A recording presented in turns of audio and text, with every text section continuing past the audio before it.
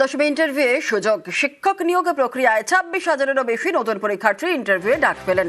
নবম দশম শিক্ষক নিয়োগে ইন্টারভিউ তালিকা প্রকাশ করে এসএসসি। ইন্টারভিউ তালিকায় প্রায় 14,000 যোগ্য চাকরিহারা সুযোগ পেয়েছেন। ডিসেম্বরের শেষ সপ্তাহ থেকেই ভেরিফিকেশন প্রক্রিয়া শুরু।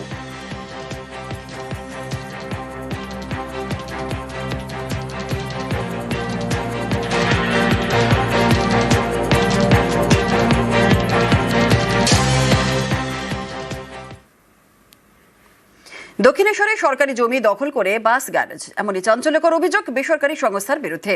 নিউজ 18 বাংলায় সেই খবর দেখানোর পর পদক্ষেপ। কামারহাটি পুরসভার চেয়ারম্যানের সঙ্গে দেখা করতে বলে নির্দেশ দেওয়া হয়েছে বেসরকারি সংস্থাকে। তা না করলে গ্যারেজের গেটে তালা ঝোলানোর হুঁশিয়ারি পুর পরিষদের।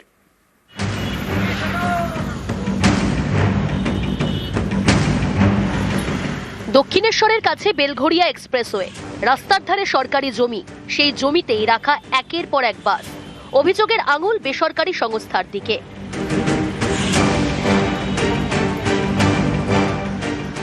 সোমবার এই খবর দেখায় নিউজ 18 বাংলা, তারপরেই পদক্ষেপ।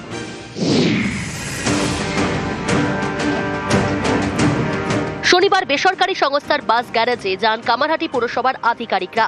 ছিলেন পুর পরিষদ সৌমিত্র পুততুণ্ড। 24 ঘন্টার মধ্যে পুরসভার চেয়ারম্যানের সঙ্গে দেখা করতে বলে বাস কর্তৃপক্ষকে নির্দেশ দেন।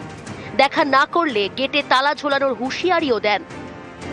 অবশ্যই যেন পুরসভার চেয়ারম্যানের সাথে সমস্ত কাগজপত্র যা কাগজপত্র আছে কারণ পৌরসভার নামে বদনাম হচ্ছে, তো সুতরাং কাগজপত্র নিয়ে যাবেন, নাহলে কিন্তু আমরা এসে বাইরে দিয়ে তালা লাগিয়ে দিয়ে যাবো, বলে দিয়ে যাবেন।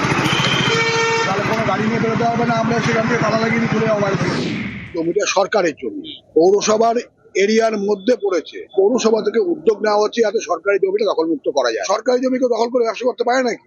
অবশ্যই বন্ধ করে দিতে হবে। এবং ওনারা যদি দেখা না করেন, আমার দায়িত্ব নিয়ে বলছি কালকের থেকে আমরা এসে গেটে তালা লাগিয়ে দিয়ে যাবো, যাতে বাসগুলো না বেরোতে পারে।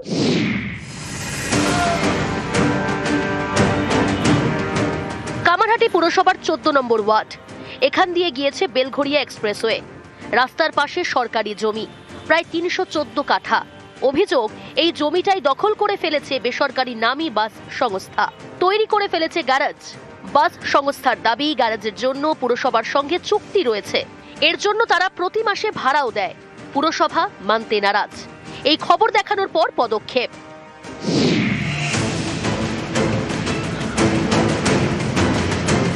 পুরসভার চেয়ারম্যানের সঙ্গে দেখা করতে বলেই বাস কর্তৃপক্ষকে নির্দেশ দেওয়া হয়েছে। দক্ষিণেশ্বর থেকে সুবীর দে, নিউজ 18 বাংলা। সিউড়ি হাসপাতালে রোগী পুলিশ ঝামেলা। সুপার স্পেশালিটি হাসপাতালের আউটডোরে রোগী দেখানো ঘিরে উত্তেজনা। রোগীকে টেনে বের করে প্রেসক্রিপশন ছিনিয়ে দেওয়ারও অভিযোগ পুলিশ কর্মীর বিরুদ্ধে। অর্থোপেডিক বিভাগের আউটডোরে লাইন দেন কাজী আব্দুল করিম। দীর্ঘ অপেক্ষায় ক্ষোভ প্রকাশ। স্বাস্থ্যকর্মীদের একাংশের বিরুদ্ধে পরিচিতদের চিকিৎসকের চেম্বারে ঢুকিয়ে দেওয়ার অভিযোগ, আর বাধা দিতে গেলে নিরাপত্তার দায়িত্বে থাকা পুলিশ কর্মীর সঙ্গে ঝামেলা। অভিযোগ অস্বীকার পুলিশ কর্মীর।